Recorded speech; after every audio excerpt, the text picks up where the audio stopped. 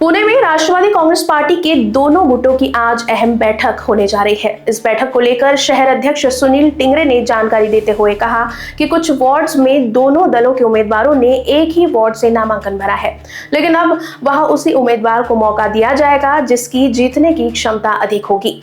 उन्होंने आगे बताया कि आज की बैठक में दोनों पक्षों के वरिष्ठ नेता इस पर अंतिम निर्णय लेंगे। ऐसे कुल 9 वार्ड्स हैं जहां दोनों गुटों के उम्मीदवार आमने सामने हैं और इन सभी उम्मीदवारों से चर्चा भी की जाएगी। सुनील टिंगरे ने कहा कि उनकी ओर से 125 एबी फॉर्म्स दिए गए थे, जबकि दूसरे गट के पास 35 से अधिक एबी फॉर्म्स है। चुनाव में राष्ट्रवादी कांग्रेस के दोनों गुट और खरात गुट मिलकर गठबंधन के रूप में मैदान में उतरेंगे। मुरलीधर मोहड़ को लेकर पूछे गए सवाल पर टिंगरे ने कहा कि कुछ उम्मीदवारों को आरपीआई गुट से टिकट दिया गया था और उस पर निर्णय संबंधित दल द्वारा लिया जाएगा। बाईट सुनील टिंगरे, शहर अध्यक्ष राष्ट्रवादी काँग्रेस पार्टी। बैठक सुरू आहे दोन्ही पक्षाच्या नेत्यांची। फॉर्म उमेदवारी अर्ज मागे घेण्याची शेवटची तारीख आहे। कसं सेटलमेंट होते सगळं अनेक ठिकाणी तुमच्या आणि त्यांचे उमेदवार समोरासमोर आहेत, काय ठरेल आज या ठिकाणी पहा तुम्ही सर्वप्रथम तर तुम्हाला सर्वांना नवीन वर्षाच्या शुभेच्छा देतो। जी बैठक चालू आहे त्यामध्ये काही जागी आमच्या दोन्हीकडनं उमेदवारांना एबी फॉर्म देण्यात आले होते।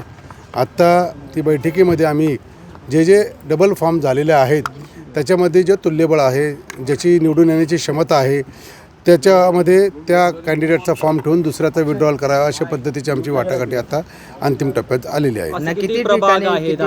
जवळपास 9 ठिकाणी आहेत जवळजवळ।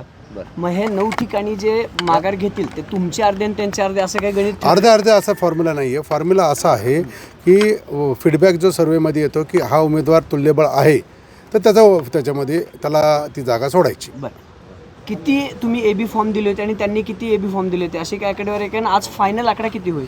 जवळपास आम्ही 125च्या आसपास आम्ही त्या ठिकाणी एबी फॉर्म दिले। त्यांच्याकडनंही 35च्या आसपास त्यांनी पण एबी फॉर्म दिले होते। म्हणजे पुणे महानगरपालिकेमध्ये दोन्ही राष्ट्रवादीचे मिळून 165च उमेदवार असणार आहेत। दोन्ही राष्ट्रवादी काँग्रेस मिळून 100 आणि आरपीआय खरात गट मिळून 165 उमेदवार राहणार आहेत। कुठेही बंडखोरी होणार नाही। मोहळांनी काल सांगितले की अजित पवार पालकमंत्री आहेत, गुन्हेगारीवर बोलतात, पण अंधेकरांच्या घरात तिकीट दिलं, त्यांचं काही माघारी वगैरे असं काही ठरलं की कंटिन्यू करतात? 3 गुन्हेगार आहेत असं त्यांचं म्हणणं आहे की दक्षिणेपर्यंत तुमचे लिस्ट पाहिली तर कायदा व सुव्यवस्थेचा प्रश्न सारखं सांगतात दादा निर्माण होतो, हे होतं, गुन्हेगारी वाढते आणि दादाचे असं गुन्हे आणि आम्ही विकास त्यावरती आता एक तर लक्षात घ्या, हे जे उमेदवार आहेत ते बऱ्यापैकी आपले आरपीआय सचिन खरात गटातनं त्यांनी दिलेलं आहे। त्यांच्याबरोबर दादांची चर्चा चालू आहे। अंतिम निर्णय ते घेतील। आता उमेदवार तर घड्याळावर लढणार आहेत ना, घड्याळ चिन्हावर लढतायत ना सगळे गुन्हेगार हे।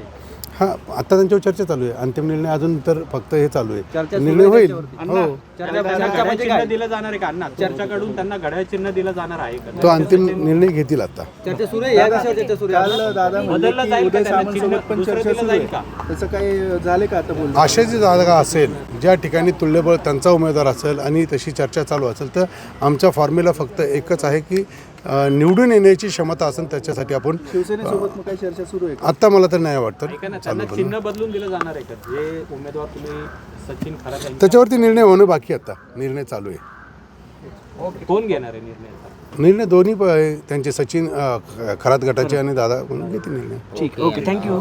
2 मिनिटं अण्णा खट्टावीस सांगितलं जाणं असं क्लिअर सांगितलं की आम्ही क्लिअर होतं ना की बाबा असं आहे पक्षाची भूमिका। Bureau report, Lokvahini news, Pune.